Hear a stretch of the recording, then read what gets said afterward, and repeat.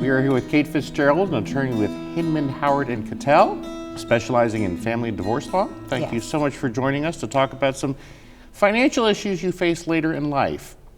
So if you are getting married later in life, once you've established a financial background, what are some of the things that you think people should be conscious of?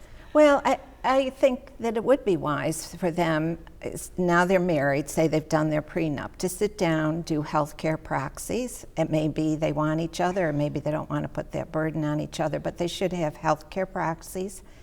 It would probably be smart to have powers of attorney that go into effect if you're unable to act for yourself. And then they should each have a will.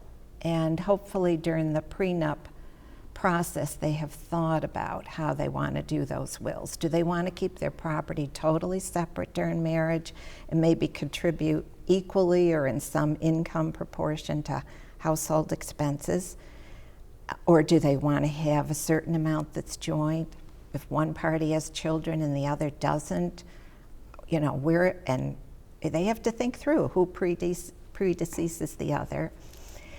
So I would say wills, healthcare proxies, and powers of attorney. And even though they're married to each other, they should think about if they, for example, are widowed, or they may want to be buried with their first spouse.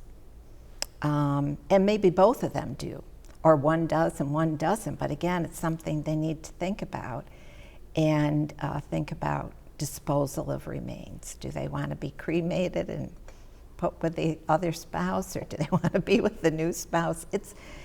And I suppose some people are very uncomfortable addressing those questions and never do, and leave it to their beneficiaries to figure it out. And for them, maybe that's okay too.